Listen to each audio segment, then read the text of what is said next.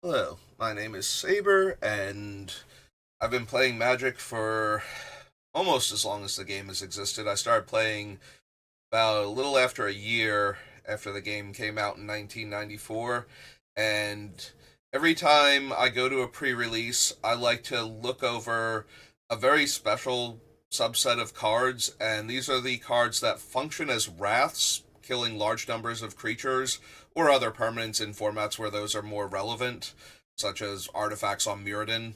Um, Instants and spells with flash. I feel like if you know all of these cards going into the pre-release, you will do a lot better than focusing on, say, the individual power of any given card. If you know what your opponents can do in order to mess up what you are actively doing, you will win a lot more games that way. And I'm not the best at evaluating cards in a vacuum anyway, so to prepare for a pre-release, I like to familiarize myself with these cards so that way I know what my opponents are capable of, what cards can ambush me, and what cards can mess up a board state where I'm winning. So we're going to go over all of the cards from the upcoming Final Fantasy set that fall into those categories, including the special guests. So let me just pull up my sub list so I make sure I don't miss anything. So while I will go into how to play around a lot of these cards, a lot of it is just being aware of their existence. You can't play around something you don't know is coming, but if you do know it's a possibility, it becomes a lot easier. If there's anything else about playing around them that you should know, because there are certain card types that appear in every set, or almost every set, and knowing how to play around them consistently is just a skill that you pick up over time. I'll go over those, but for the most part, it's just be aware of this card's existence, so that way you know your opponent can potentially do this. So our very first card is Ambrosia Wildheart. This is Clive's Chocobo from 16. She is a 2-mana 2-2 with Flash. When she enters, you may return another permanent you control to its owner's hand, and she has the ability that all Chocobos seem to have in this set, which is, or most Chocobos have in this set, which is Landfall. This creature gets +1/+0 until end of turn. So the big thing about Ambrosia is she plays like the Kieran from Dragonstorm, where it's a flash 2/1 flyer that can bounce one of your permanents back. Her purpose is to save one of the permanents your opponents control from your removal spells, from enchantments that are locking them down, from a combat gone wrong. So there's not a whole lot of playing around her other than knowing that she exists and that she might be able to save their creature. She plays a similar role in that regard to a Snakeskin Veil, where you think you're going to kill the creature and now it's going to survive. The upside to playing around her is that it resets the creature entirely. So if it's something they've taken a lot of time and energy to build up, that's put a lot of 1/1 counters on it or something, then they're getting back a much weaker creature that's going to take time to rebuild. So if you have the choice between, like, the 10/10 and the creature that is a 2/2 with, like, 7/1/1 counters on it, and you're worried about Ambrosia specifically, maybe go for the one with the 7 counters on it, if you can. But past that, it's just knowing that they can suddenly have an extra blocker. They can flash Ambrosia in during your end step to rebuy the enters trigger on, like, an enchantment or something, or a creature they're not going to attack with anyway, and then have an additional 2/2 attacker on their turn. After Ambrosia, we have Auron's Inspiration. So this is an effect that shows up a lot in Magic, the white mass pump effect. So this one is actually a lot easier to play around than normal. So it's white and 2, attacking creatures get +2/+0 until end of turn, and it has flashback for 4 mana. So the flashback, you'll always know if they can do it or not, and unless they are casting it for the full 3 white and 4 in the middle of combat, you don't have to worry about all of the bonus at once. If they can cast it, you do have to actually worry about that, but we'll get into that. So the way you play around a card like this is once you know what the bonus is, you line up your creatures appropriately for that bonus. In this case, because it is only power, you don't have to align your creatures in such a way that you take out the extra toughness on the creature, because most of these type of effects usually give at least one toughness also. So in this case, the only thing you have to be aware of is that putting your biggest guy on their, like, slightly smaller guy is not the best plan. So your 5/5 should not be blocking a 4/4 when you can, like, double block the 4/4 with a couple of little guys and put the 5/5 on a 2/2, because if they're not casting both the original spell and the flashback spell in the same turn, they're no longer killing your 5/5. That is the only way you really play around these type of cards, is don't put your best guys into a position where they are going to die and your opponent's thing that was going to just get eaten trades off instead, if you can help it. You do have to do the math on this thing and figure out if you're actually just going to die if you don't block properly. But if you can afford to not put your best creatures into a situation where they're going to die if all of their creatures suddenly got +2 power, then you're looking pretty good. Bonus points if you can save your lethal creature from the +4/+0 in the very late game. Next up is Battle Menu. So this is a modal spell, and it has a whole bunch of modes, and any one of them can be the problem depending on what you're trying to do. So for White and 1, the options are make a 2/2 knight. So, similar to Ambrosia, there can just be an additional 2/2 creature in play out of nowhere, either to block one of your creatures or to be an additional attacker on their next turn during your end step, things like that.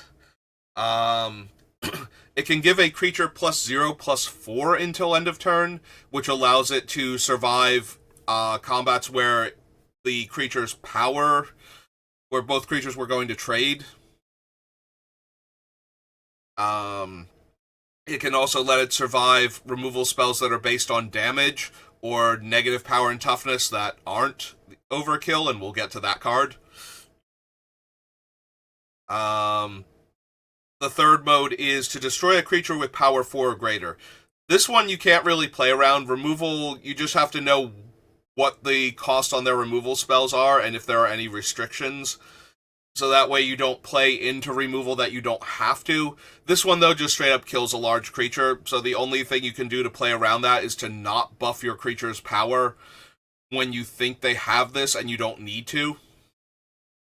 And the last mode is just gain 4 life, which can throw off combat math in a match where you were going to just barely kill them and you went for an all-out attack.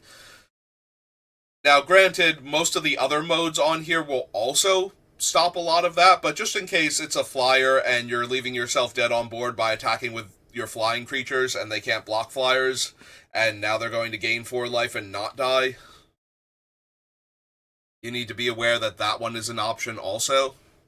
And because this thing can kill a 4 power plus creature, you're going to see this card regardless. Like, being able to kill a 4 power creature and make a 2/2 for 2 mana are two things that any deck in Limited is going to be interested in.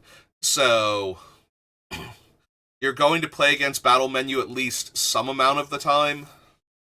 So you do have to be aware of the other modes on it and how those can mess you up also. But the 2/2 Knight and the Destroy a Creature with Power 4 or greater are the two modes you're most likely to encounter.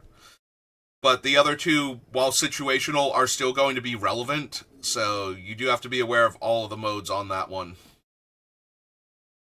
Next is Fate of the Suncrest, which is a bit further down. Alright, so White and 4, instant. This is another card that shows up a lot in lots of different variations. In this case, it costs 2 less mana if it targets a tapped creature. So normally this thing only costs 2 mana, but the spell itself is more versatile than normal, so it doesn't get as much of a discount for targeting a tapped creature. So for White and 2, it can kill a tapped creature. For white and 4, it can destroy target non-land permanent.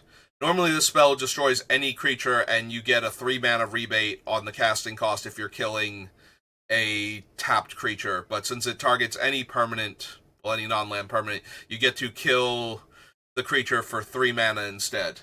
This is still something to be aware of. Your creature attacking them will most likely be tapped, and that is the mode that the spell normally gets used for in the early game, is to kill a tapped creature. But you can't really play around it as the game goes on because it's going to get to kill anything. So the best you can hope for is to encourage them to kill a less impressive creature early on by putting pressure on them. If they can't hold their Fate of the Suncrest until the later part of the game where your more dire threats are attacking them or just being in play at all, then they won't have access to this spell later. But you can't really do much if they top deck it later on. It's just another removal spell.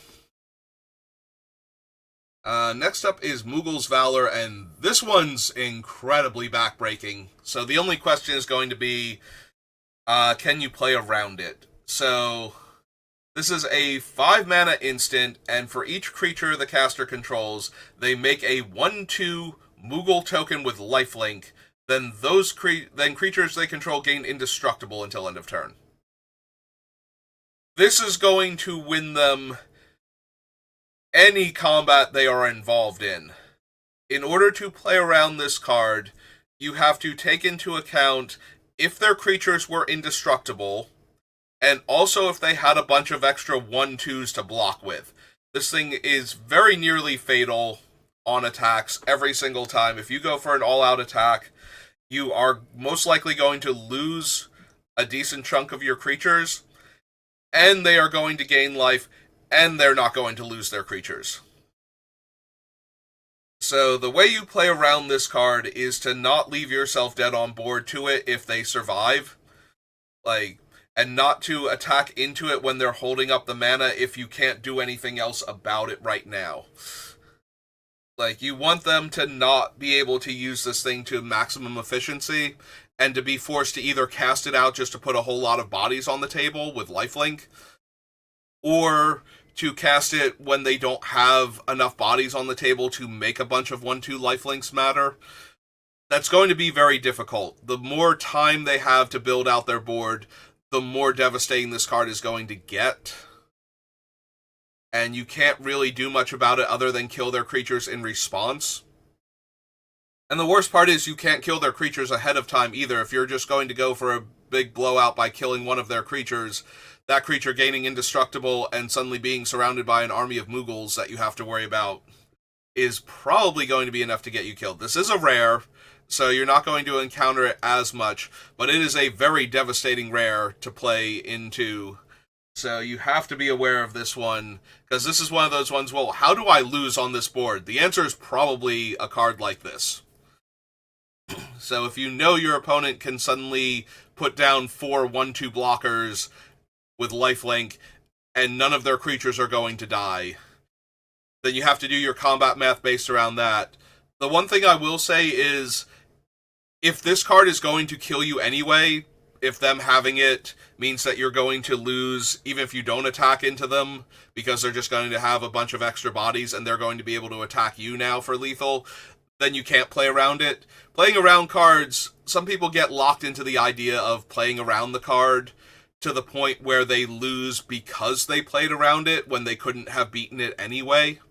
So just be aware of that with a card like this, and understand that it's a rare. Sometimes you're not going to play around it because you haven't seen it yet from the opponent, and you're into game 3.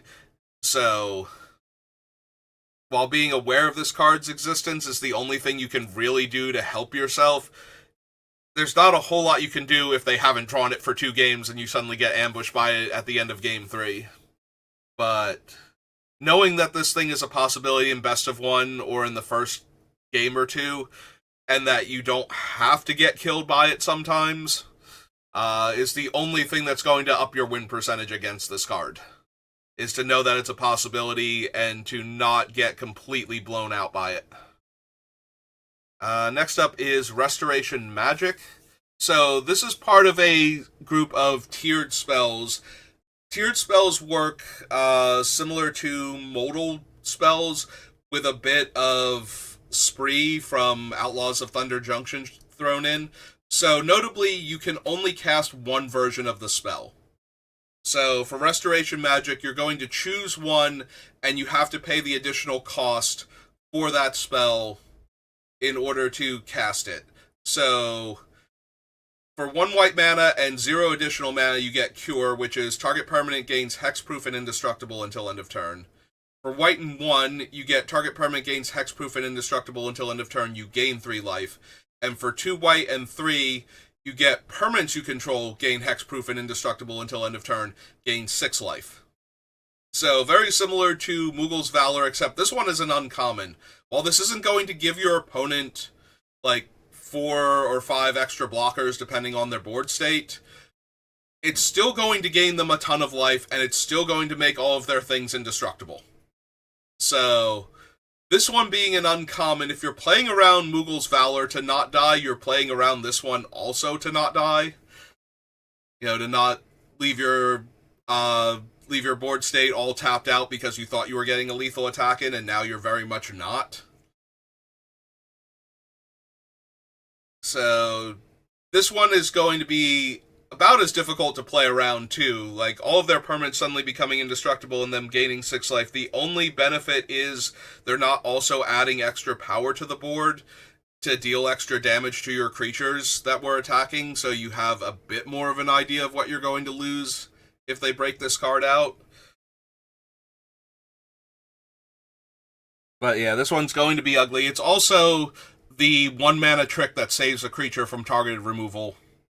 Since it's going to gain hexproof and indestructible, it will stop even overkill. So yeah, again, you just have to be aware of this card's existence. You're going to play against it. 1 mana save a creature is decent. 5 mana win combat is also decent. And it's going to be difficult to stay in an advantageous position while playing around these cards. One of the things you can do is if you can attack with 1 large creature without that being like your entire board state, you know, if you only have the 1 big creature to attack with or block with, then running that one into these tricks isn't going to help you much. But if you have a second one, making it so that you only lose your 1 really good creature if they have these cards and they're only saving like a couple of little creatures instead, might be the best thing you can do, as long as you can still pressure their life total by attacking each turn. And that way you don't lose to like 1 card getting your entire army killed and leaving you defenseless. Alright, our next card up is Slash of Light. So, white has a very strong equipment sub-theme. A lot of the fabled weapons from Final Fantasy appear in this set as equipment. So, this is white and 1 for an instant, and it deals damage equal to the number of creatures you control, plus the number of equipment you control to target creature. So, it's a removal spell, and the only thing you can do to play around it is to be aware of what its numbers are on board and try to stay ahead of it. That's all you can really do, though. It's still going to kill your creatures a lot of the time if they have a board state at all. So, removal is something you can't really play around. You just have to be aware of what their removal can look like. You know, knowing that if they have 2 creatures and an equipment out, that this thing is a lightning bolt for 3 damage. So, oh god, the name of the red and 1 card that's currently in standard has gone out of my head. It's been reprinted like a dozen times. It's the 2 mana lightning bolt. So knowing that they have a 2 mana lightning bolt in white, for example, lightning strike. There it is. Simple name. I feel silly now. Knowing that they have access to a lightning strike can inform you as to whether or not you should be running your 4/4 into their creatures, since they'll be able to deal 3 damage and then block it and deal the other 1 point.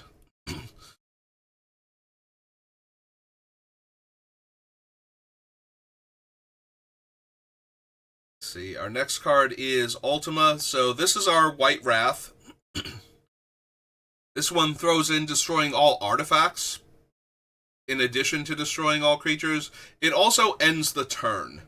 So this is still pretty devastating, but it's not as bad as other Wraths are.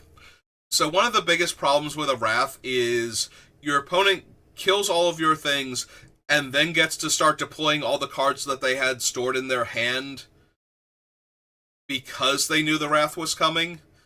And then you have to figure out what you have left after the Wrath happens. So with this one at least, your opponent doesn't get to immediately redeploy to the board if they don't have any flash creatures or similar things, because their turn is going to end as soon as they cast it. Also of note, it is a sorcery, so without shenanigans, and there aren't any that I'm aware of in this set, you will not be able to end your opponent's turn after killing all of the creatures and artifacts in play with this card. In other formats, you might be able to, but limited, not so much. So you play around this Wrath the way you play around every Wrath, which is you don't overcommit to the board if your opponent is in the Wrath colors, especially if they're doing anything at all suspicious, like not playing out any cards to the board. Some players don't disguise their Wraths very well, or they can't afford to because of the circumstances, so they just have to hope that you play out one more creature before they pull the trigger on the Wrath. That being said, it's a Wrath. You play around it the way you always have, which is not over committing to the board when you don't have to, and also be aware of your artifacts potentially going. So, like I said, there's a very strong equipment sub-theme in this set, especially in white. So, if you're in the white mirror matchup with aggro decks, just be aware that not only will this kill all of your stuff, your fancy swords and bows and arrows and boots are all going with it. So don't overcommit your equipment to the board either, if you're worried about this one. Next up is You're Not Alone. So for 1 white mana, target creature gets +2/+2. If you control 3 or more creatures, it gets +4/+4 instead. This is another one that shows up in every single Magic set in some variation. It is the white +2/+2, and then does another thing, depending on what set it's in. In this case, by going wide, you get an additional +2/+2 for a total of +4/+4 to the creature. 1 mana +4/+4 wins basically every combat. Giant Growth wins basically every combat.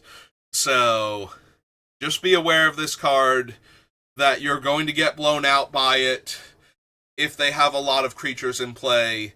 So if you really need that creature to die, you have to take into account that it might be 4 toughness more than you thought it was going to be, and that means you're going to lose an additional 4 toughness worth of creatures when you put all of your stuff on top of it too, because they're going to get the power bonus also. Now, if you're really lucky, it's just the battle menu +0/+4 instead, and you get to kill the creatures without losing anything else, but honestly, it's probably going to be this one. This one feels like a very brutal combat trick. Like I said, Giant Growth wins almost every combat that it gets involved in. Like, you need Death Touch or similar things in order to kill the creature, or you need to so overcommit to killing it and lose something else because of the additional power and toughness boost normally, that it's nearly impossible for this thing to not win combat. So, again, you have to be aware of it, and whether or not they have enough creatures. If you can kill like their 3rd creature and bring this back down to +2/+2 under the right circumstances, that is something to take into account. Like, if you can bait them into using it. The other thing that I like to do with tricks like this is to encourage players to use them early. Like, I can suss out a cheap combat trick in the early game, and most people can too. Like, the creature that's attacking into the trade, or even better, into the what would be a chump attack. This thing is going to win combats a lot later on also, and you would much rather lose your 2/2 to their 2/2, or even like your 2/3 to their 2/2, than lose your 5/5 to their 4/4 later on. So getting them to use their trick early is usually my preferred strategy. which is why I get wrecked by cards that permanently buff the creature at instant speed. But there don't seem to be a whole lot of those going on, so I like to try and encourage players to use their tricks early on medium creatures in combat rather than in the later turns where it can be the difference between your giant guy living and dying.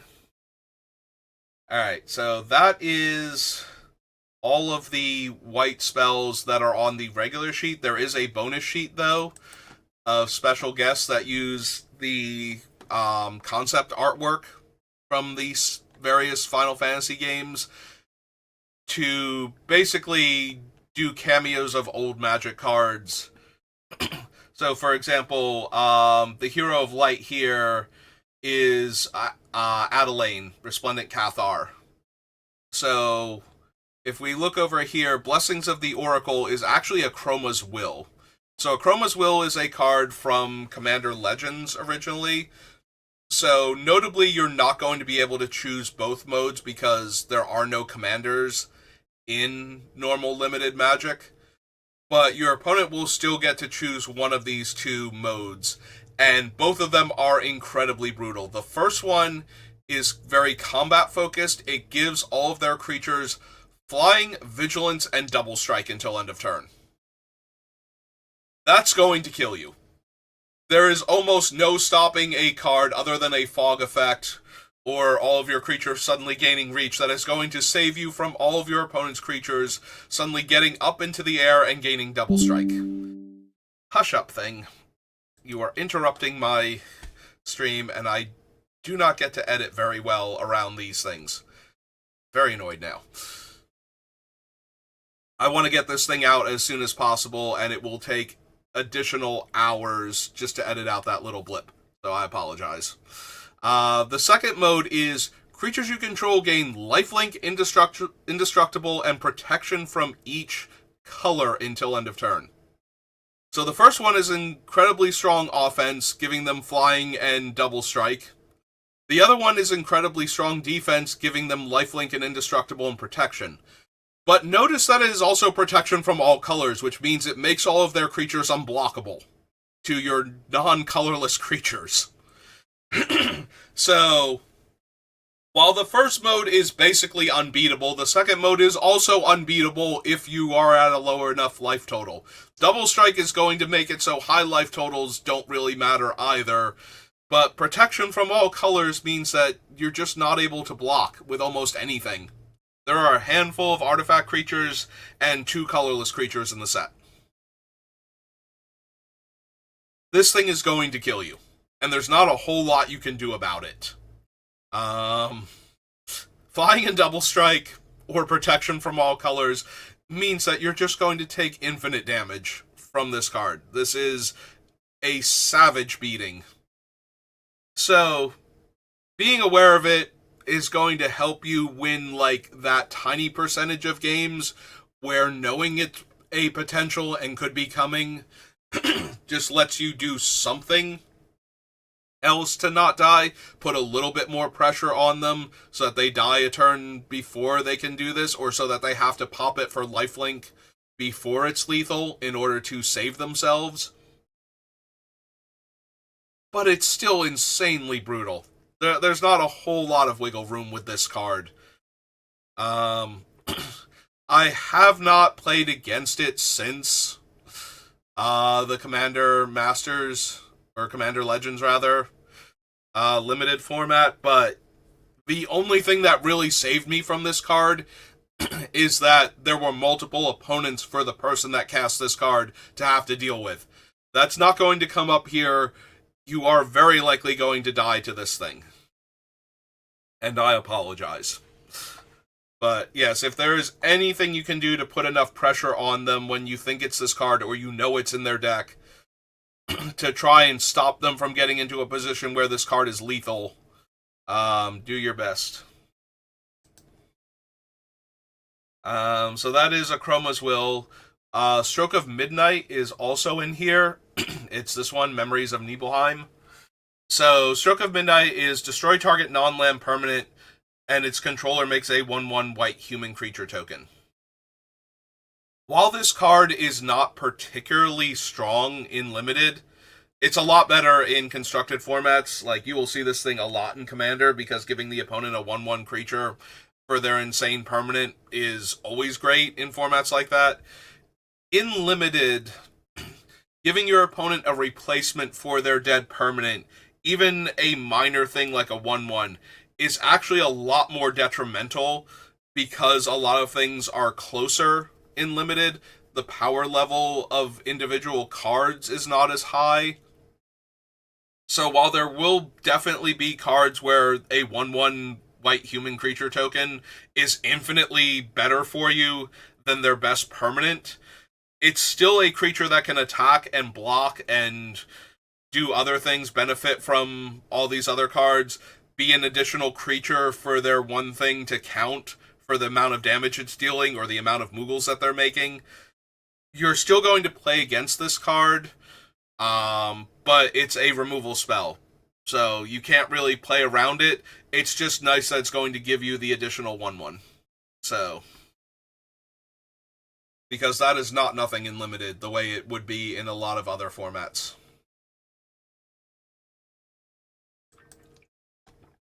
Alright, that brings us to blue. And our first blue card is Dreams of Laguna. So I do appreciate the thing that they did in this set, which is anything that is told through a flashback has flashback in the set. So in this case, this is a card draw spell. So it's blue and 1, surveil 1, then draw a card. So blue card draw is most notable on Arena, where your opponent getting priority means that they have something they can cast at instant speed.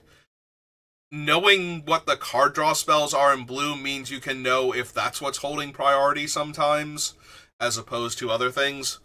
Similarly, there are a group of land cycling cards in the set, so those will also be holding priority. We're not going to get into them because none of them actually fit into the category for this list, but so that is one thing to be aware of. The other thing to be aware of with card draw spells and similar things is if you are playing around a counterspell, and we'll get into that when we get to the counterspells in this set, know that they might not waste their mana because they have other options at instant speed.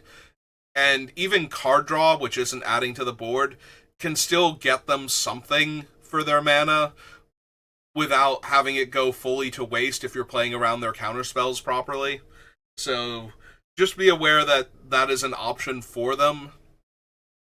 So it's not just that you've played around their counterspell, it might be that they also have a card draw spell or other instant to work with.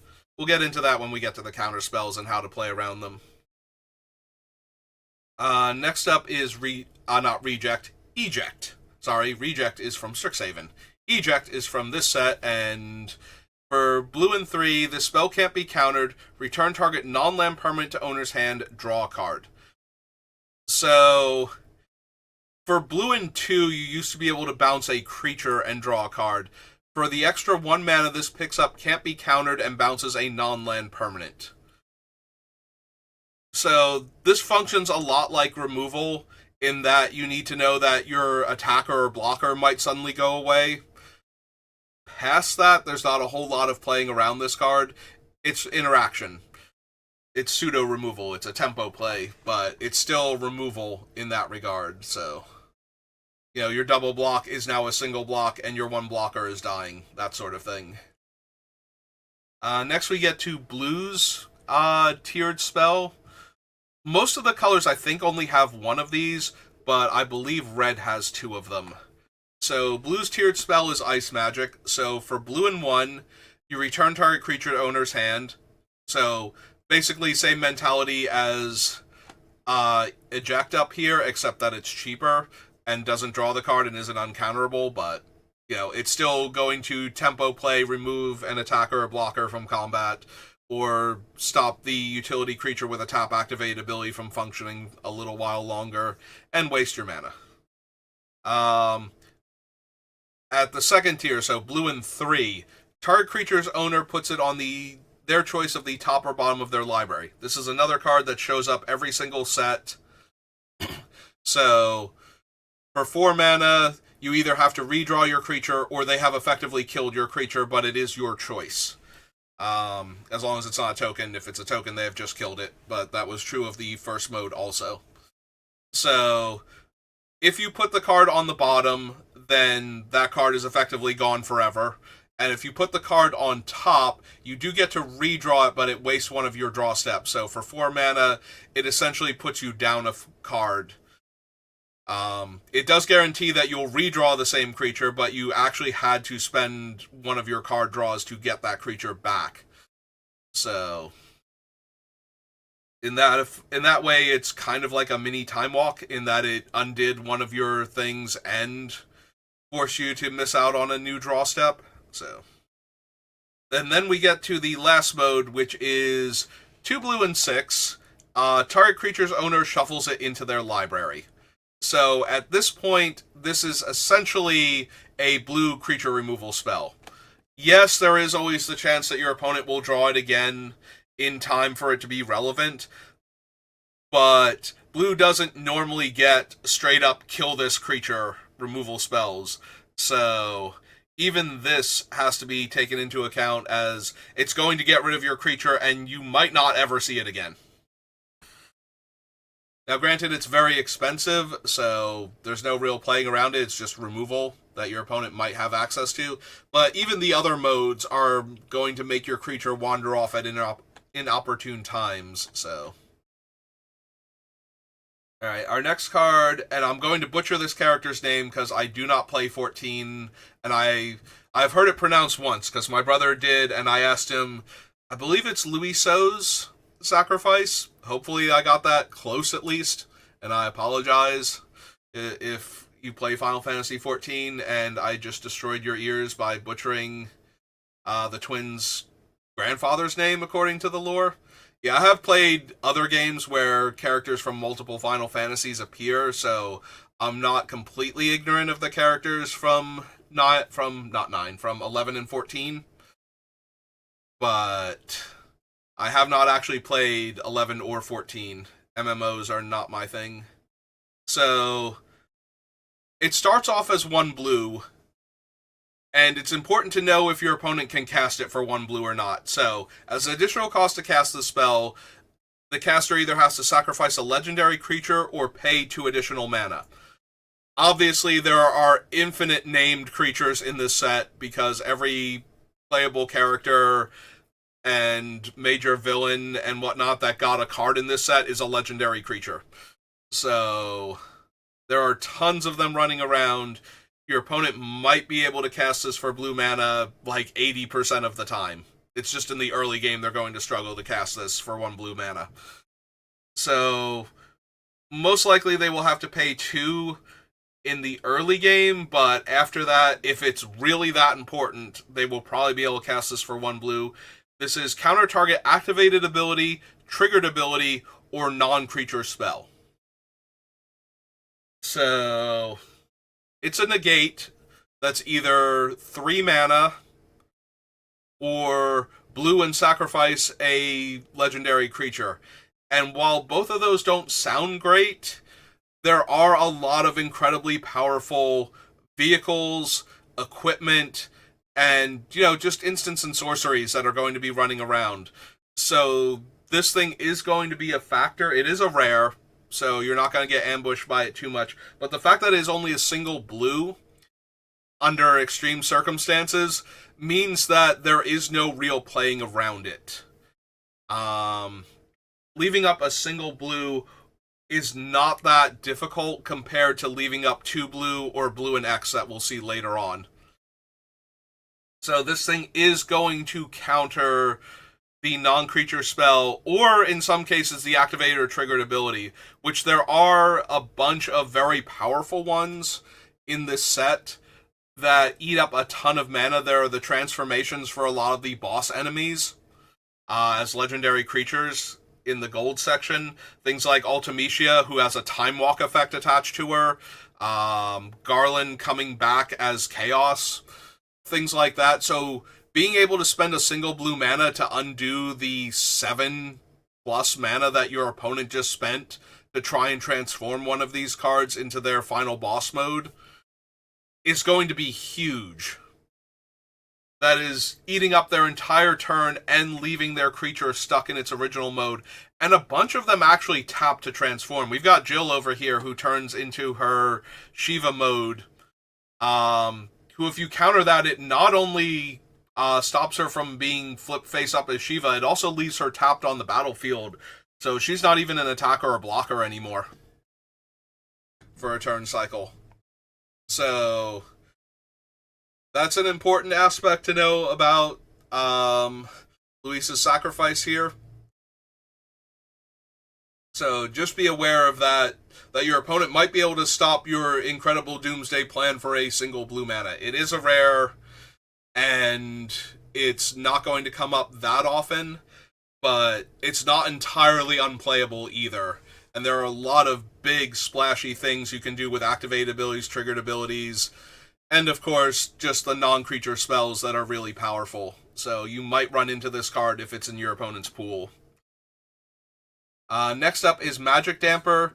This is Shore Up with a different name because they wanted to theme it, and Shore Up is not the name of an ability in Final Fantasy. So target creature gets +1/+1, gains hexproof until end of turn, and you untap it. So notably, this does not save the creature from the white removal spell. The spell is cheaper if the target is tapped, but you don't get a chance to respond with a spell like this until costs have been paid. So it does not retroactively add a 2-mana tax to the spell and undo the spell or anything.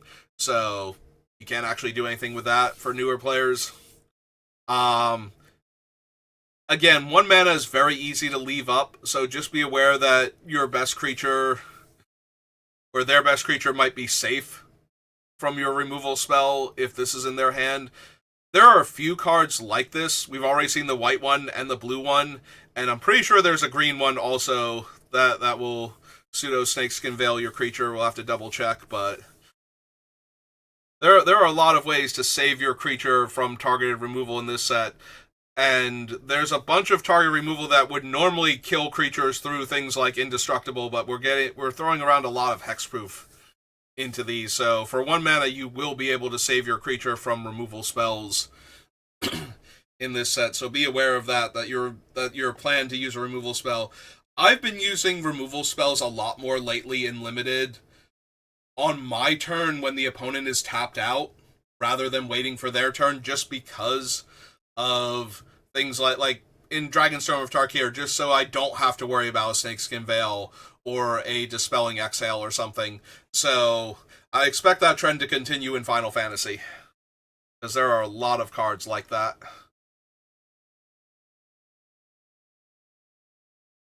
Alright, after Magic Damper, next up is Stolen Uniform. So again, there's a very strong equipment sub-theme. I don't know if this is going to make it into people's decks. This feels more like a sideboard card if you know your opponent has some of the more dire equipment. Things that will really wreck you, like Genji gloves, depending on how you want to pronounce them. I believe it's actually Genji, but for the longest time I thought it was Genji, so yeah, aside from things like that, Stolen Uniform, so what it actually does is you choose a creature you control and target equipment, and you gain control of that equipment until end of turn and attach it to the chosen creature. And when you lose control of the equipment this turn, if it's attached to a creature you control, you unattach it. So the two things that this spell can do is, one, it can attach one of your equipment to one of your creatures, because notably, the equipment doesn't have to be controlled by another player. The other thing it can do is temporarily steal one of your opponent's equipment and attach it to your creature for free. So, things that this card can do is win combat where the equipment is the difference, because now it's on your creature instead of their creature. It can let you attach an equipment that normally costs like a bajillion mana, whatever it is, your Colossus Hammer type things. I don't remember if there's one in the main set that's like that. I know there's one in the Commander set, and there's one in the two-player starter set that are incredibly expensive to equip and very potent when they're on, like, Argentum armor levels of dumb. So, if those type of equipments are involved, like I said, the Genji gloves, they give the creature double strike and an extra combat step.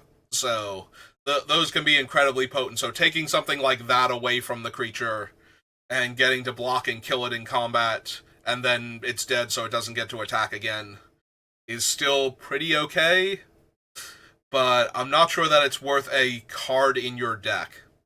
So, you will see this a tiny bit early on, and then if it turns out that it's actually good, then you'll see it a lot more. But just be aware that if you're relying on the equipment to win combat, especially at the pre-release, this is a card in the set, and if your opponent has, like, expensive equipment in their deck that they want to free roll equip, that they're willing to spend a card on just to get onto their guy because it's so powerful, this might be in their deck. And you might lose because they stole your equipment mid-combat. Or at least lose that combat and lose your awesome creature. And have to spend mana re-equipping your equipment to your next best creature later on. Alright, next up is right next door to it, stuck in the Summoner's Sanctuary. Sanctum, not Sanctuary.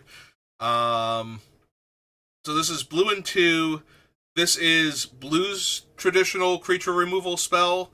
So it enters, it taps the enchanted permanent, either artifact or creature, and that permanent doesn't untap during its controller's untap step, and its activated abilities can't be activated. So it neutralizes the card until the enchantment leaves the battlefield. This is blue's traditional removal spell that it gets, where it can actually remove something instead of just delaying it by putting it on top of the opponent's deck or bouncing it back to their hand.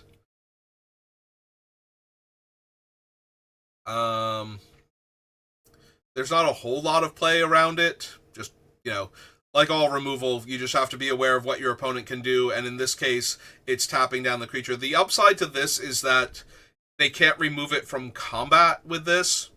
It's still an attacking or blocking creature regardless, so they have to play it before attacks or blocks are declared in order to neutralize your creature in that regard.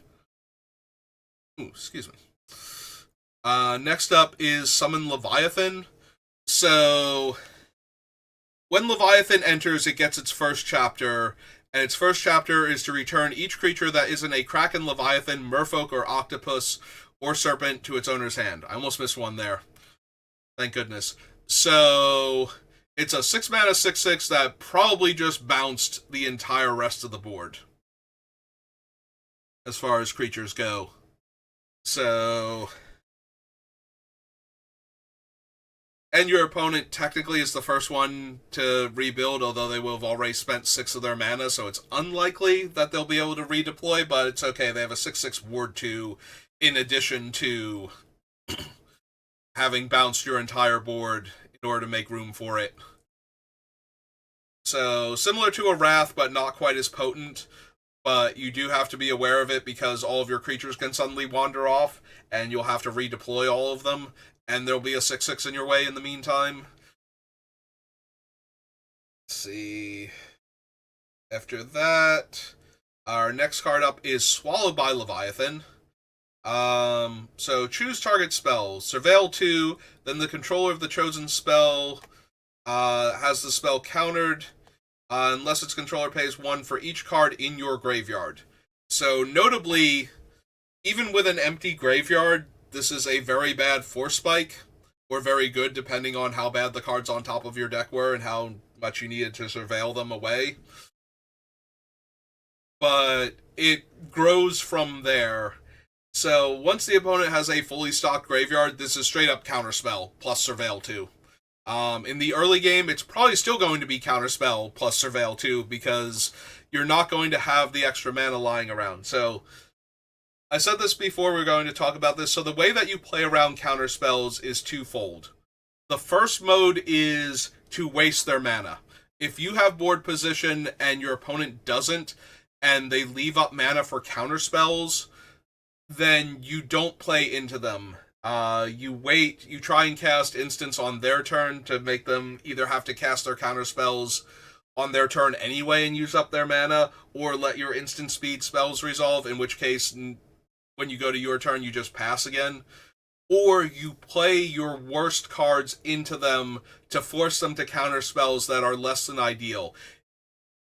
Because of the detriment to not casting your counterspell on your turn, if you leave up 3 mana and your opponent does nothing other than attack you, you are falling so far behind on board and in life total that basically any spell becomes a must counter just to use up your mana and deny your opponent the resource. Otherwise, you have to cast spells on your turn and not leave up the mana, and the longer that goes, the more of a dead card your counterspell becomes until like the mid to late game. Fortunately, this one scales, so this one doesn't become a dead card as often, but it still can be. If you do not have a lot of cards in your graveyard because you're not casting stuff, trying to hold up this counter spell, then your opponent might get into a position where even if you mill 2 cards, they can still pay to play around the card. So that is how you play around counter spells, is you either waste your opponent's mana, especially if they don't have anything else they can play at instant speed to make up for that. That's why I was talking about the card draw and like flash creatures and whatnot, is that if they have something else to do with their mana, then the mana isn't wasted and they're still developing their game plan, even if they're not developing out to the board with like card draw and whatnot. But if you can actually straight up get them to waste their mana, that is huge. Having no plays on turn 3 or turn 4 because they're trying to counterspell something, and then you give them like a terrible counterspell target that's still adding to the board and allowing you to pressure their life total. They basically have to use their... It's forcing them to use a removal spell on a suboptimal card, is what it does.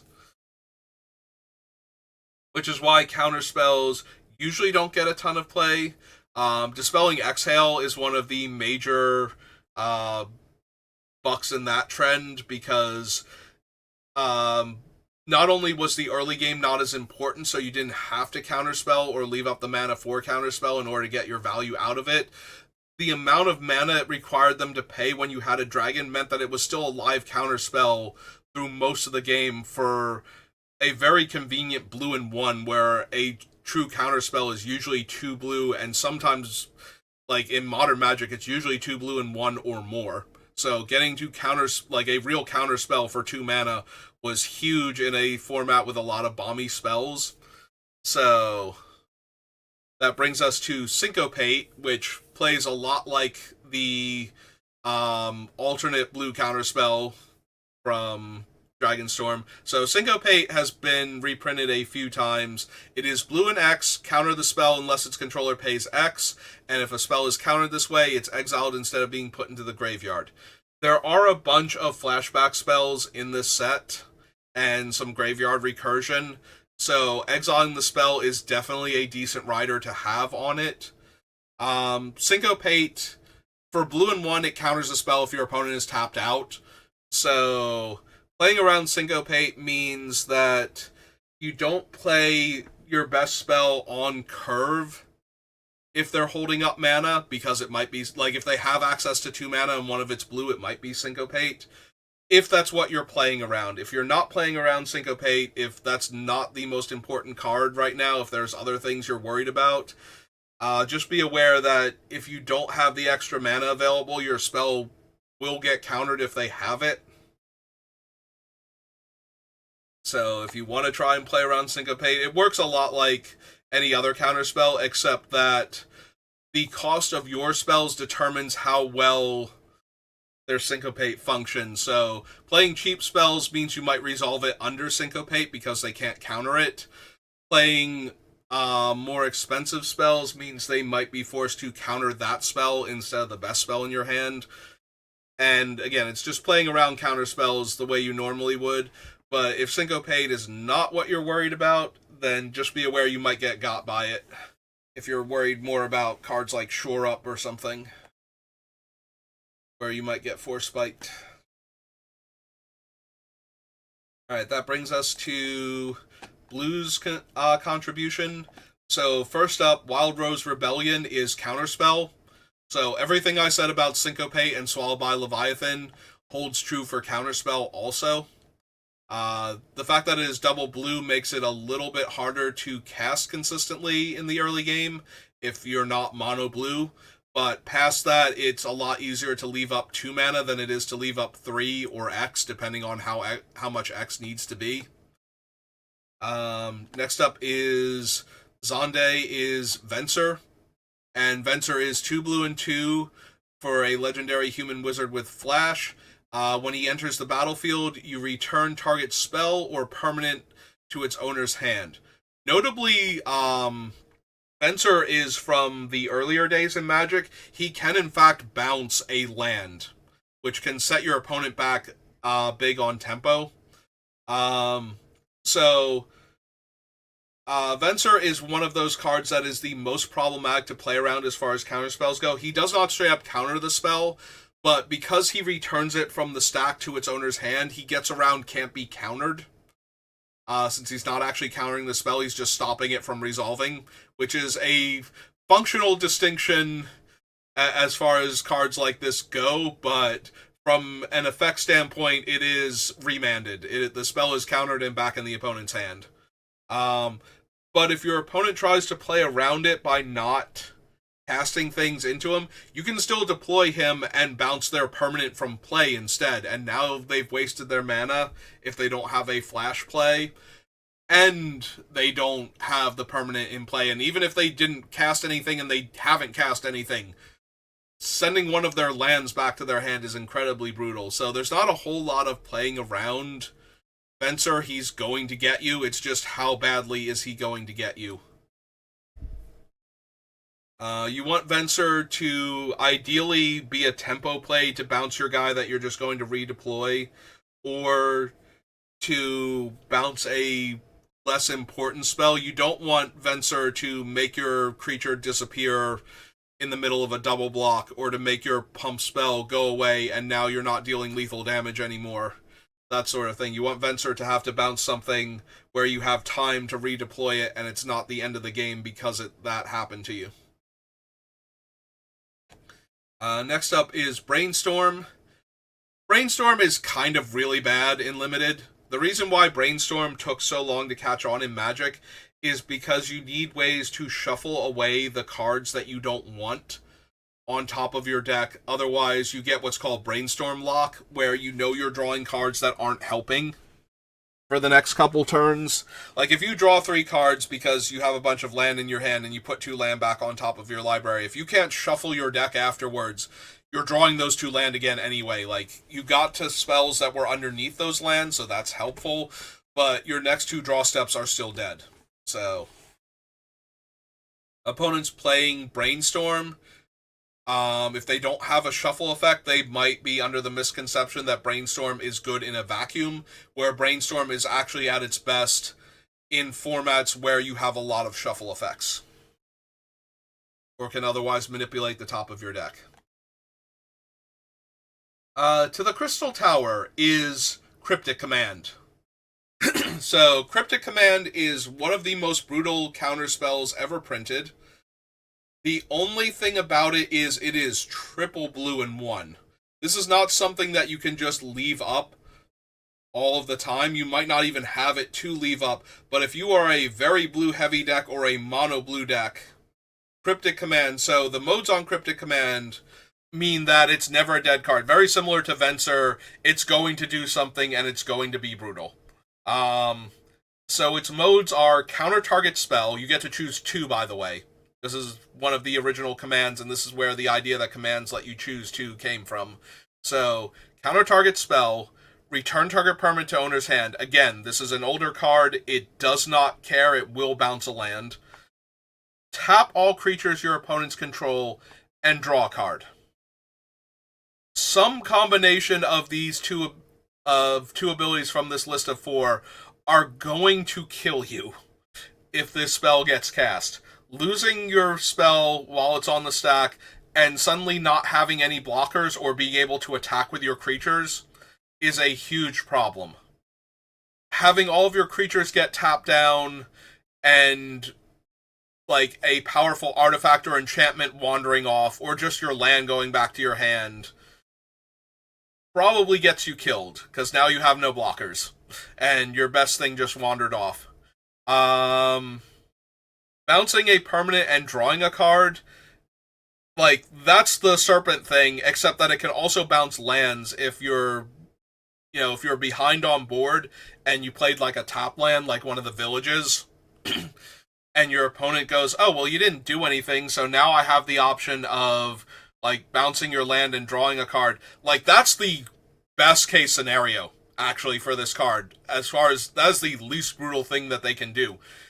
Imagine instead if they go, okay, I've got a board state, I'm attacking you, I'm going to pass, and you go, well, I finally hit my land last turn, it came into play tap, but that's okay, now I'm going to cast my spell, and they counter your spell and bounce your top land. Cryptic Command is insanely brutal, it is very difficult to play around. A few things that you can do. One is, if the card is not absolutely essential for you to win with combat, go to combat first. Because if they're threatened in combat, they might have to tap all your guys and draw a card. And while that is still potentially very fatal, because that might leave you open to a counterattack on their turn, that was going to happen anyway if that was the case. It's better not to have your spell countered and all of your guys tapped. If they have to tap all of your guys in order to live and draw a card, then you can follow that up with whatever creatures were in your hand, and now maybe they don't have a lethal attack on the crackback and you get to live. But other than that, it is very difficult to play around Cryptic Command. Because if you try and waste their mana, they still get to bounce your stuff, tap your guys, and or draw a card. Like, the other modes on this card are still incredibly powerful. Next up is Teferi, represented here by the Sorceress Adia. So this is Creature Teferi from Time Spiral. So for 2 and 3 blue, he is a 3/4 with flash. He gives your other creature spells flash, and opponents can only cast spells whenever they could cast a sorcery. So Teferi both adds to the board and stops the opponent from being able to cast spells when it's not their turn, and stops them from using spells at instant speed on their turn. So combat tricks become terrible, counter spells become actually unplayable, and it completely throws off their game plan. Plus, he's a 3/4 that can just come down out of nowhere to block your creature and eat it. Having your 3/3 suddenly get eaten in combat because not only did Teferi pop out, but you either have to play your combat trick ahead of time so that they know not to block with Teferi while he's still on the stack, or you don't get to play your combat trick and they just get to eat your guy. So Teferi is incredibly brutal. Again, that triple blue casting cost means that it's going to be a lot harder to play him in limited.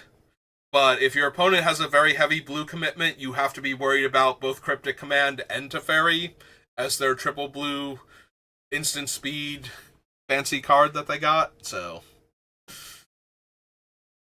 again, just things to be aware of, because you can't really do anything else to stop Teferi other than know that he could suddenly pop out and eat your guy.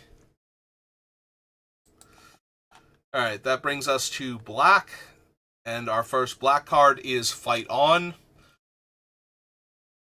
which is a reference to the title of the battle theme from Final Fantasy VII. So this is an instant speed version of the Raised Dead effects that we've been getting, where you get to buy back 2 of your dead creatures for 3 mana. So this is one of the things an opponent can do. So the only thing you really have to worry about with Fight On is if they have dead flash creatures. Like, things like Ambrosia being able to suddenly come back into play if they have the mana. So, white, black, and 3 to suddenly put a 2/2 back into play doesn't seem like a whole lot, but sometimes that is the difference between your opponent just dying and your opponent getting to live another turn and possibly do something to kill you. So just be aware of creatures with flash in their graveyard with this card. Otherwise, it's functionally a card draw spell that's drawing them 2 creatures. Next up is Overkill. So this is the one I kept referencing. So in order to stay on theme for Final Fantasy, one of the things about Final Fantasy is in most games, the damage limit and other various number limits is just under 10,000. So 9,999. So to represent this, there are 2 cards that use this number, and they're both incredibly dumb because of what they allow you to do in Eternal formats because of infinite numbers. This one less so, but still. In order to capture the flavor. So for black and 2, it is an instant that gives target creature -0, -9,999 until end of turn. So when this lands, this will kill anything.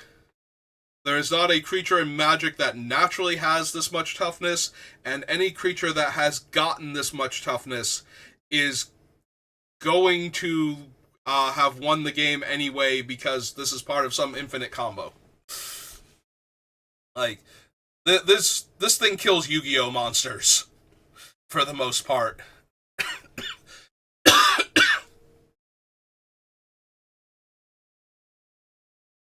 So yeah, this is just a creature kill spell. You just have to be aware of it, that it's a 3-mana spell. Next up is Poison the Waters. So, this one might not seem like much at first. The reason that you have to be aware of it is it kills all 1 toughness creatures in play. So there are a lot of things that make 0/1 black mage tokens, and a lot of things that make 1/1 human, or not 1/1 human, 1/1 hero tokens in this set. So this will kill all of them that aren't enhanced in some way. So decks that are planning on going super wide with creatures, with creature tokens especially, need to be worried about this. Also, it will still kill all of your other naturally 1 toughness creatures that you've invested mana into on top of that. It does have a second mode, which is to look at an opponent's hand and choose a creature or artifact and have that player discard that artifact. That's not really the mode that we care about. It might make some players play the card a little more often than they should. In most cases, Duress is not great. Even Thoughtseize, to a degree, is not great in Limited. It's okay. The problem with Thoughtseize type effects is that your opponent has spent no mana on their card, and you have spent mana on your card in order to get rid of their card. So, while it is a preemptive removal spell, if that card was not going to be incredibly backbreaking to have hit play before it died, it is so much better for you that they spent their mana to remove your card than that you spent your mana to get your card killed by a cheap interactive spell further down the line. So usually Duress and Thoughtseize effects aren't that good in Limited, but staple it to a way to kill all of your opponent's 1 toughness creatures, and you do have something to be a bit more worried about. But yeah, this is primarily, for the purposes of our video, the -1/-1 effect. So just be aware that your opponent might be able to kill all of your little guys on their turn, and now you suddenly don't have any creatures in play. Or you only have 1 or 2, whereas they've been developing out like medium-sized creatures that you thought you were going to be able to double or triple block, because all of your spells are doing other things and giving you 1/1s while you're at it. Let's see. After Poison the Waters comes Sephiroth's Intervention. Yep, there he is. So this thing destroys target Aerith, and you gain 2 life. Okay, technically it can destroy other creatures too, but... So the big things to remember about this one is that 1 is 4 mana, so unlike Overkill, which definitely kills the creature, and does it through Indestructible, but not hexproof, this one... costs 1 additional mana, And it does gain you 2 life, so you do have to factor that in, like in a close race where the opponent killing one creature isn't necessarily going to save them. Gaining 2 life might also functionally negate another one of your attacking creatures in addition to that, so just be aware that this thing throws off combat math just that little bit harder by killing the creature and negating 2 of the damage coming at them. Next up is Vane's Treachery, which is all the way down here. So, this is actually a reprint, kind of another card. It does allow you to sacrifice an artifact or creature instead of just sacrificing a creature, but this was a card that was in March of the Machine. It was called like Artist Flourish or something. So it's 2 mana, gives a creature -2/-2. If the kicker cost was paid, it instead gives -6/-6. So this is one of Black's bread and butter removal spells. Early on, it kills almost any creature that the opponent can play for 1 or 2 mana. And a bunch of creatures that they can play for 3, and a handful that they can play for 4. Also, it combines a lot better as a combat trick to take down things than like Red Burn does, because you might actually get to keep your creature that you're blocking with in addition to killing theirs. You know, if their 3/4 suddenly becomes a 1/2 and your 2/2 gets to live, instead of, you know, blocking it with a 2-power creature and then dealing 2 damage to it afterwards. And then in the later game, it can turn one of your, like, throwaway creatures. Like I said, there's a lot of random 1/1 tokens running around. So being able to turn one of your creatures, or like a stray treasure token or something, into a -6/-6 effect means that it will kill most problematic creatures for 2 mana. And our last black spell in the main thing before we have to switch over. Oh no, I'm sorry. There are 2 more after this. Never mind. I apologize. There's 2 more cards after Vincent's Limit Break. So another one of the tiered spells. So for black and 1, until end of turn, target creature you control gains. Whenever this creature dies, return it to the battlefield tapped under its owner's control, and then change its base power and toughness. So for black and 1, your creature becomes a 3/2, and when it dies this turn, it comes back as itself, not as the 3/2.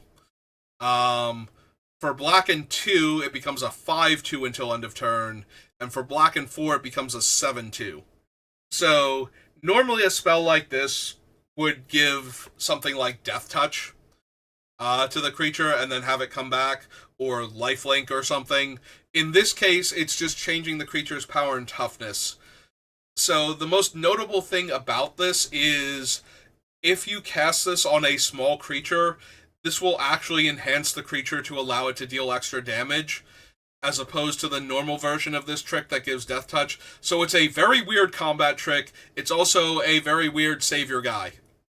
And while this one doesn't give hexproof and indestructible, it does mean that for black and 1, your opponent's overkill is just going to put your creature back into play tapped.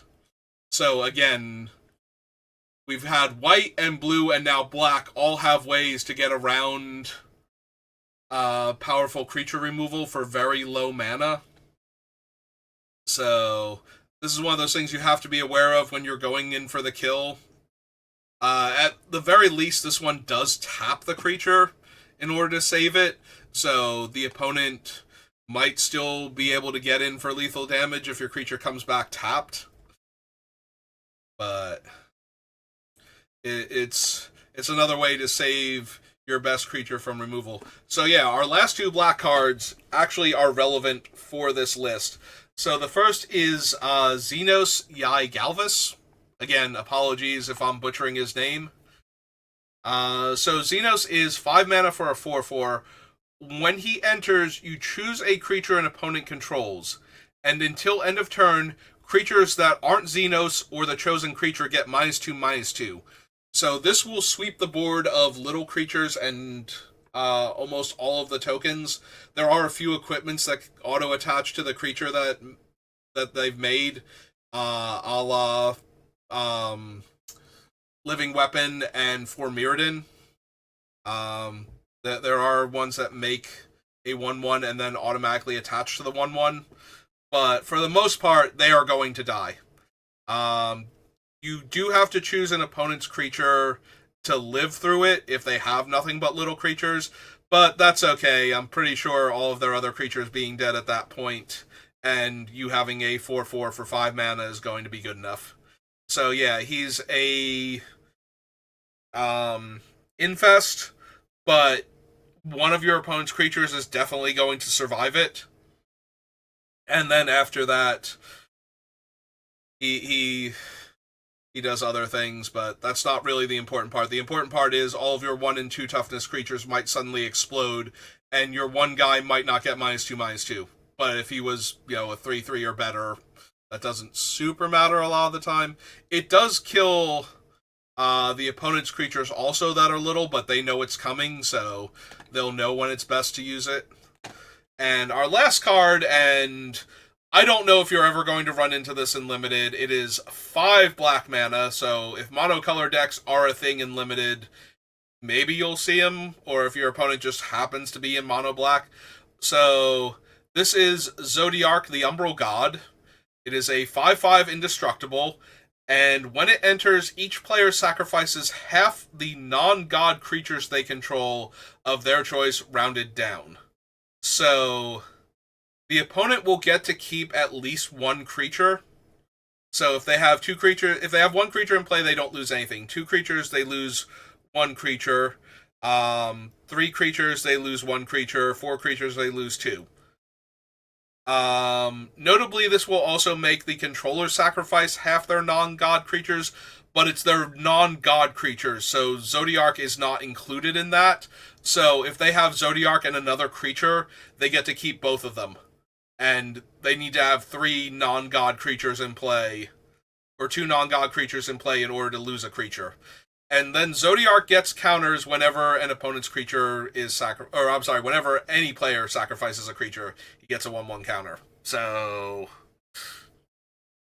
it is an incredibly powerful card, and it will kill half your board rounded down. So if your opponent is in mono black, this might be the reason.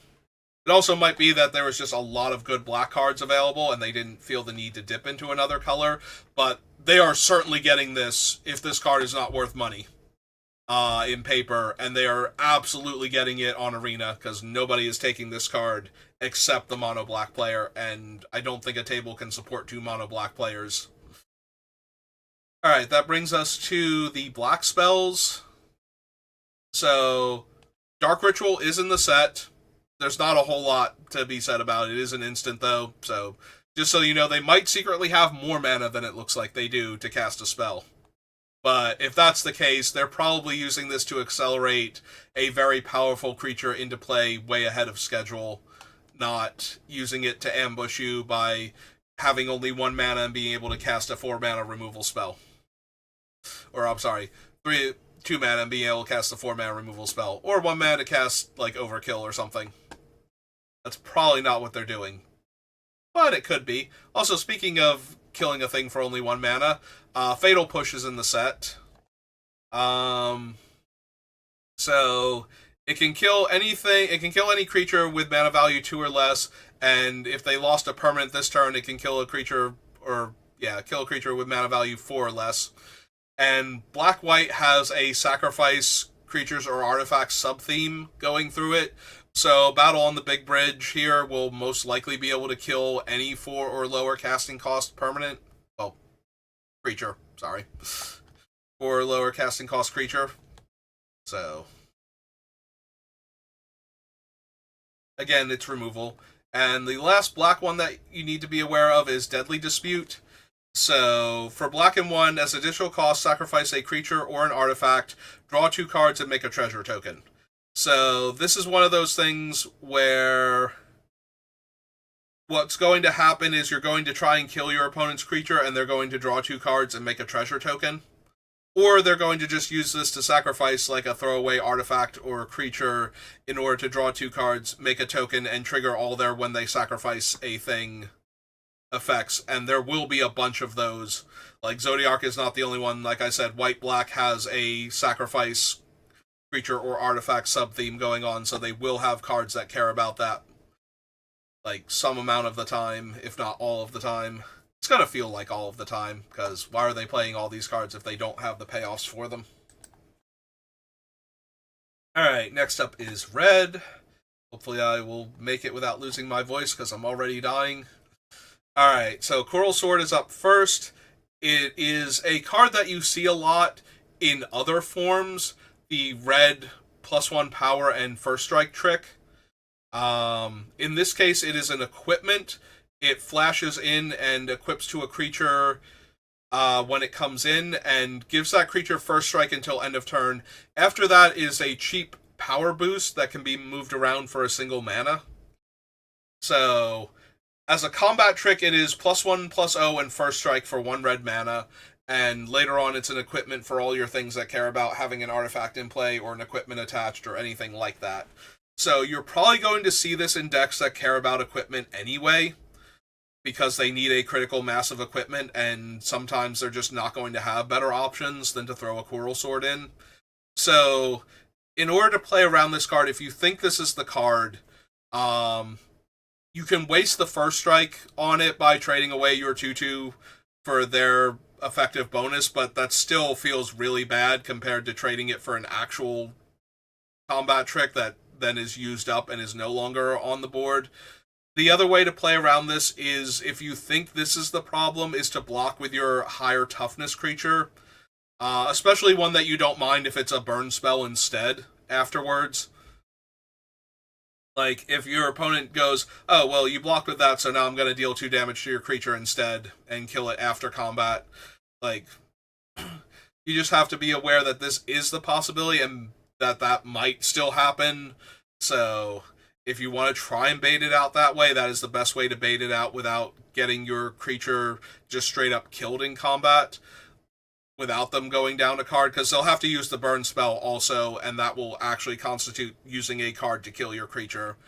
Just be aware that you're walking into that instead of putting your 2/2 on their 2/2. So, don't lose your 3/3 to their 2 power creature or something for no additional card advantage lost on the opponent's side. Next up is Fire Magic. So Fire Magic is both an instant and potentially a sweeper. So for 1 red, it deals 1 damage to each creature. So that kills all of the hero tokens, all of the black mage tokens, and all of the other 1 toughness guys running around. For a single red mana at instant speed. That's already going to be brutal against those type of decks. But for red and 2, it will deal 2 damage to each creature, and for red and 5, it will deal 3 damage to each creature. So, in a deck that has bigger creatures, this thing will potentially sweep away all of your guys. But in a deck with smaller creatures against bigger creatures, it also means that they can attack or block with the idea that after damage has been dealt and their guys have died anyway, they will finish off all of your creatures by casting the larger versions. Red and 2 to suddenly deal 2 damage to all of the creatures that live through combat otherwise is going to catch you pretty often. Like, you need one of the things that's already a game-winning save all of my guys mid-combat anyway in order for this to not get you from that. So again, just be aware of it, that you might still lose all of your creatures if they're in red and they have mana left over. This could turn into, and kill all of your guys too, because I blocked appropriately. Next up is Haste Magic. So for red and 1, target creature gets +3/+1 and gains haste until end of turn. But it also exiles the top card of your library and allows you to play it until your next end step.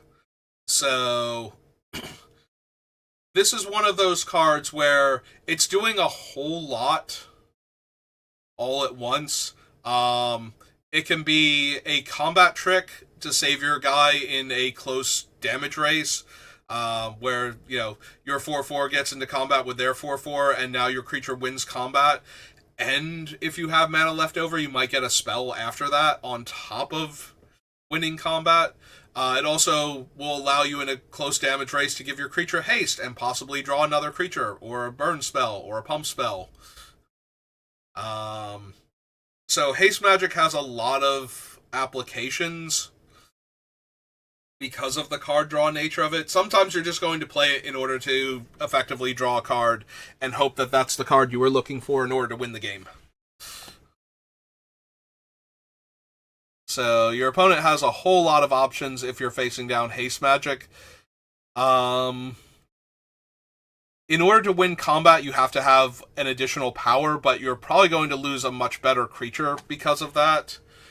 You know, unless you are blocking a 3/2 on their 2/2, there's not a whole lot. Like, you're losing your 5/5 to their 4/4 in order to actually kill it. Like, that was already a problem if they had a burn spell to follow up or anything.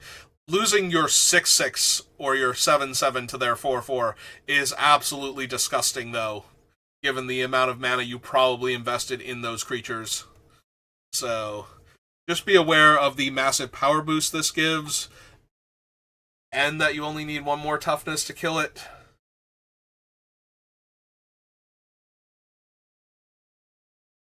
Next up is Laughing Mad. So this is a card draw spell, and it has flashback. So again, this is very similar to the blue card draw spells. Just be aware this might be what your opponent is getting priority for. Not that you have any control over whether or not they cast it, and not that it's going to, in and of itself, affect the board. It needs something else that cares about cards being drawn or discarded to have any effect whatsoever on the board, or to give your opponent a spell they can suddenly cast. But that's eating into the mana that they had available to cast it with anyway. So, if you were playing around the things that they drew, you were playing around them having this plus drawing into it. Light of Judgment is Red's big burn spell. So, in order to make sure that Red can compete in Limited, Red typically gets a spell that will kill a massive creature. So, a burn spell that is dealing numbers that creatures can get out of range of, but 90% of the time it's going to kill the creature. So that way a large evasive creature doesn't just end Red because they don't have their own creature that can block it, because all of their large evasive creatures tend to be rares. So just to give them a bit of interaction. Notably, this one destroys an equipment attached to the creature also, so that's something to be a little leery of. If your opponent is in red, not only do they have traditional artifact destruction, they might kill your creature and kill the equipment on it. And of note, if the equipment was saving the creature, damage stays on the creature until end of turn anyway, so the equipment might not be enough to save it. So don't put your equipment on the creature going, well, this will get it up to 7 toughness so it won't die. Destroying the equipment is not contingent on the creature dying, so you will still lose the creature and the equipment. Next up is Nibelheim of Flame, one of the most famous flashback sequences in all of Final Fantasy. So you choose a creature you control, and that creature deals damage equal to its power to each other creature, and if this spell was cast from a graveyard, you can discard your hand and draw 4 cards. So if your opponent has the best creature in play, they now have the only creature in play. So this is a Wrath. It is contingent on their creature surviving. If you are worried about this card, you need to be able to cast a removal spell in response to it in order to kill their creature so that they don't get to resolve the spell. You do still have to worry about it then getting flashback onto a decent-sized creature and still sweeping the board, so be aware of that one, but you can stop the initial burst from killing all of your stuff by killing the creature in response, because it does target the creature in order to have that creature deal damage equal to its power. So it is a spell with only a single target.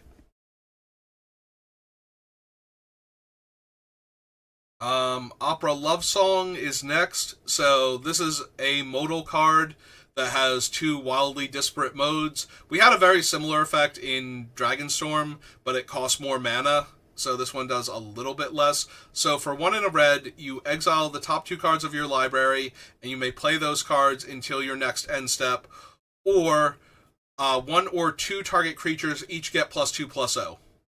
So you are playing around the +2/+0, because playing around the card draw effect doesn't do anything. There's no playing around that. So knowing that your opponent can kill your creatures, like if your 2/4 blocks their 2/2, your 2/4 is going to die, and their other creature getting through might deal 2 extra points of damage. So yeah, Red's got a whole lot of mishmash of extra power in combat and either no toughness, a little toughness, and sometimes first strike. So which one exactly you're playing around becomes a bit more awkward because sometimes the ones that you're playing around are, you know, the ones that you're not playing around might be better than the ones you are playing around, and it's very difficult to play around all of them at the same time. Like an extra toughness, first strike, or just the fact that it's +2/+0, but they might use it to draw cards instead. Like it can be any one of those at that mana cost, and there's no real easy way to make the math work out. So just take into account each one, what the worst case scenario is, and what ones you can beat. If two of their creatures suddenly getting +2 power doesn't really do anything, then you don't even have to block, and the other ones are weaker than that. So that's a factor. And if you would die to two unblocked creatures suddenly getting +2 power, well, then you just have to walk into it and hope it's not one of the other ones instead. But past that, playing around this one is just understanding that your bigger creature might die in combat where it would have been an eat otherwise. Alright, next up is Self-Destruct. So this is a variation on Fling. So what it does is target creature you control deals X damage to any other target and X damage to itself, where X is its power. So notably, if the creature has more toughness than power, it's not even a sacrifice anymore. It just straight up deals damage equal to its power to any target and gets, violently punched in its own face for its trouble, but if it lives, that doesn't really matter as much. Also of note, if the creature was going to die anyway, using this to kill a trampling creature before it assigns trample damage, or to burn the opponent's face, or to take out a blocker, so that way your other creatures can still attack, depending on why your creature's leaving the battlefield. This is still a thing. So yeah, your opponent might be able to turn their best creature into a burn spell in response to it dying, or if it's not even going to die from this, just to kill one of your guys and move on with their lives. So yeah, it's a removal spell and a face burn spell, so you need to be aware that your life total getting lower than their strongest creature might mean you can just die to this at any time. It is still a targeted effect and uses the creature's power.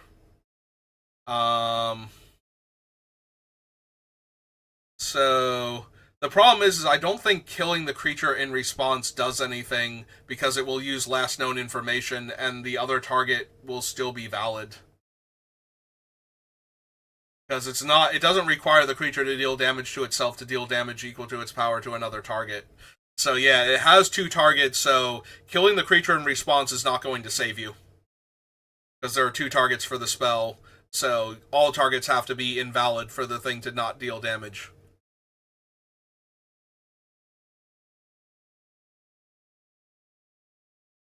I will double check that because there is a... In fact, the list should be up. Let's real quick double check that. I'm 99% sure it's still going to deal the damage, but we pop into the release notes here. So the card's actual name is Self-Destruct, so we need to go down to the S's. Whoops. And in order to go down to the S's, we need this thing to still be on the screen. Arden...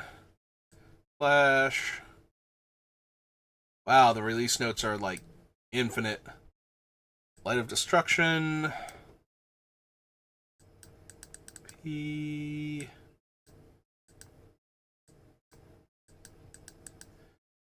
Yeah, there's a ton of notes. Hopefully a lot of them are redundant, or this is going to be Value for X is calculated only once. If the target creature you control is an illegal target as it resolves, the creature you control won't deal damage. If the creature you control... Oh, wait, hang on. If the target creature you control is an illegal target as self-destruct resolves, the creature you control won't deal damage. If the creature you control is a legal target and the other target isn't, your creature will still deal damage to itself. Okay, so you can counter it by removing the target. I thought it would use last known information to deal the damage, but apparently the creature has to still be in play in order to do that. I'm glad we double-checked that, because I do not want to give out incorrect information. I thought because it had two targets, so notably, because it has two targets, it doesn't counter the spell, but losing your creature effectively counters the spell, and the other target becoming invalid will counter the spell, except that the creature will still deal damage to itself, so the creature itself will still die, if they can somehow protect their face or their biggest creature from your thing. So that is important to note, and I'm glad I looked that one up. Alright, so... this back up. Pull this back up because I accidentally shrunk down everything when I did that. Alright, so that is self-destruct. Next up is Thunder Magic. So, for 1 red, it's the tiered spell. So, for 1 red, it's a shock to a creature. For red and 3, it is 4 damage to a creature. And for 2 red and 5, it is 8 damage to a creature. 8 damage, I believe, kills everything in this set. I don't think there's an Emrakul-sized creature, other than, like, things that have variable power and toughness, which Omega Weapon might. I have to double check that. So yeah, Thundaga should be able to kill just about anything in the set. Again, it's a removal spell. Notably, this one, unlike other shocks, can't go face, so you don't have to worry about that one, but it will kill your creature at the various tiers. So after Thunder Magic, we jump over to here for Lightning Bolt as the only red spell that is an instant, or that can kill a whole bunch of things. So it's Lightning Bolt. This one can go face, so if you get down to 3 or less life, you will die to a Lightning Bolt if they have it. So be aware that that's why they might be attacking with everything in an attack that doesn't look like it's going to be lethal. They're trying to get through a couple points of damage, but you're already playing around cards that are more common at that point, like the extra power boost anyway. So it doesn't really matter if it's that or Lightning Bolt. It just matters that you go to too low a life total. So, alright, that brings us to green. So first up is Airship Crash. So destroy target artifact, enchantment, or creature with flying, and it has cycling. It is Broken Wings with cycling. So this one might make it into a few more decks than normal. Cycling is more of a cost than it used to be at 2 mana, but it's still viable at 2 mana to cycle. So if your opponent is at all worried about incredibly powerful equipment, the handful of enchantments that are game-breaking, or creatures with flying, because there are plenty of those in the set, pardon me, they might main deck this because they can cycle it away, so it's never a completely dead card. Other than that, it's a Broken Wings effect. It's removal. You do what you can, but your opponent is going to kill whatever is your best thing at the time. Next up is Blitzball Shot. So this is another thing that appears in basically every set. This is the Giant Growth variant, and it costs 2 mana because it's giving in additional effect. In this case, it is probably one of the best effects you can get on your Giant Growth creature, and that is Trample. Winning combat is great. Winning combat and killing your opponent because you won combat is better.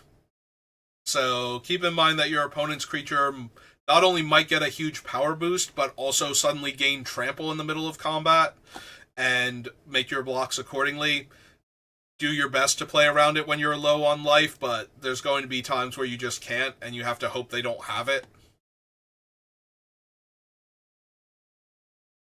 Galoo's Final Act is our next instant.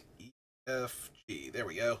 Until end of turn, target creature gets +1/+0 and gains. When this creature dies, put a number of 1/1 counters equal to its power on up to 1 target creature. So this is a very weird one. I don't know how well this one is going to play out. Basically, it lets you trade your creature off the way you normally would, sometimes even getting in that last point of power to make sure that it's a trade. And then, when your creature dies, something else is getting a whole bunch of 1/1 counters. So this one's a weird one. I don't know how well this one is going to play out. It is a thing to be aware of, though, that killing their best creature might turn their second best creature, even if it's not at all impressive. If they have a 7/7 and a 1/1, and you kill a 7/7 with this, they now have a 9/9. Like, if you kill their creature and they respawn with this one, their 1/1 just became a 9/9. So that's pretty brutal. I don't know if it's going to play well enough that this is a thing, but expect to play against this in the pre-release. People are going to try this out to see if it works. Including me if I get it and wind up running green, because it sounds amazing, but I don't know if it plays out as well as it looks like it will. But you're definitely going to run into people trying it.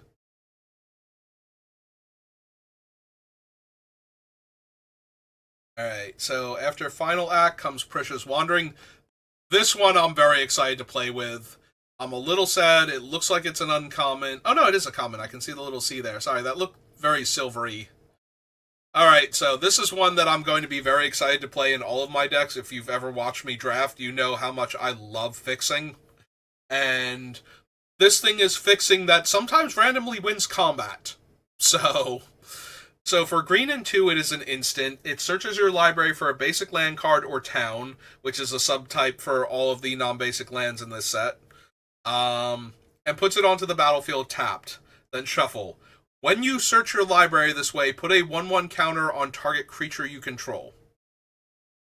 So I'm pretty sure this is a reflexive trigger. We're going to check that one also, so I don't give out false information again. Oh wait, we have to go back up because the P's. Still R's. There's some of the Q's. Alright, you don't choose the target for Precious Wandering at the time you cast it. Rather, a second reflexive trigger. You choose a target for that ability as it goes on the stack. So yeah. So it does not have a target. Your opponent can't counterspell your land ramp by killing the creature in response. It's a reflexive trigger, so the spell has to already be resolving in order for it to target. So this is going to get a land into play and put a 1/1 counter on the creature. So if the creatures were evenly matched, it's going to win combat and ramp. If the creatures were unevenly matched, it might allow for a trade out of nowhere and a ramp spell at the same time. So I am very excited for this card, but it's kind of brutal because it's one of those, it leaves behind a permanent power and toughness enhancement while potentially winning combat, and those are the kind of combat tricks that I play into and lose because now their creature is better forever, and my next creature has to be better in order to trade up for it. After Wanderings, the next one is Tifa's Limit Break, which is green's scaling spell. So for 1 green, it's +2/+2 until end of turn. That's pretty straightforward. It's a slightly worse giant growth, but because it can do other stuff, it has to be a little bit worse as the baseline. So for green and 2, it doubles the creature's power and toughness. So unless the creature was already a 2/2 or worse, in which case they should just be paying 1 green for it, this means that the creature is getting a minimum of +3/+3. And as I stated earlier, +3/+3 is huge in the middle of combat. It wins combat all of the time. So this is way worse than that if the creature is bigger than 3/3. Like, infinitely worse. Yeah, a 5/5 becomes a 10/10, and there was no amount of creatures you put on that thing that is now going to kill the 10/10, but you might have put too many creatures on it to try and play around the +3/+3 and trample, or whatever other combat tricks in their other colors. So knowing that this thing might be the spell means that you just know that your thing is going to die, and you kind of have to shrug to that. The final mode is your creature wasn't blocked, so you win the game. So for 2 green and 6, 8 mana total, which, should win the game, triple the creature's power and toughness until end of turn. So a 1/1 deals 3 damage, a 2/2 deals 6, and anything past that wins the game. Almost definitely once you get to the point where you have 8 mana. It is so hard for the opponent to have a life total and a board state where tripling the power and toughness on even a 3/3 that got through unblocked doesn't most likely win them the game. And honestly, if a couple creatures get through, the other modes might just win the game anyway, so yeah, the triple power and toughness is not going to be a factor very often, but the fact that it is green for +2/+2 means that this is going to be in people's decks anyway. Like, this is not something that they're just going to arbitrarily cut from their deck. If they need interaction of some kind, a combat trick that scales over the course of the game is pretty brutal to begin with. So they are definitely going to run that. This is one of those ones where I desperately want them to cast it early so that if the game drags on, they don't get to do the double power and toughness trick later on, let alone the triple one if the game somehow manages to get to that point. So that is all of the green ones. We have to pop over here. There is only one green instant. So Search for the Frozen Esper is Nature's Claim. It destroys an artifact or enchantment, and that artifact or enchantment's controller gains 4 life. So this is one of those, if you're relying on your equipment, just be aware that there is a 1 mana trick in the set that will destroy your artifact or enchantment at instant speed, allowing them to suddenly win that combat where you were supposed to win that combat. So just be aware of that one. Again, it's removal. You need to know that your equipment can suddenly wander off in the middle of it, or that you're in powerful enchantment, or your enchantment that's exiling a creature. White does have at least one of those in the set, and it's a mana rock on top of that. I think it might even be an artifact because of that, but it still gets killed by this thing, and their creature suddenly comes back into play. So, again, things you need to be aware of that can happen to you all of a sudden. So, notably, there are no gold instants, creatures with flash, or things that can just immediately kill a bunch of your cards. Like, there are certainly cards that have very powerful effects on them, but none of the gold cards are actually just straight up killing something.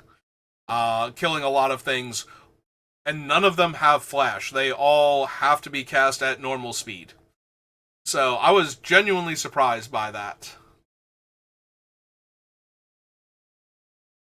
But yeah, none of them actually have that, so they're all the SIDS, so we can scroll down to the colorless spells. There is, however, one multicolored spell that has flash, or in this case is an instant, and it is Dovin's Veto, which is the Shadowbringers here.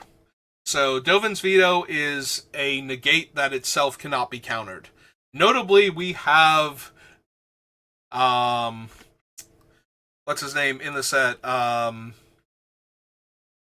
Venser. So while it can't be countered, it can be bounced to the opponent's hand. Now, granted, they can recast it at that point if they still have white and blue available, but they might not, and that might catch them off guard.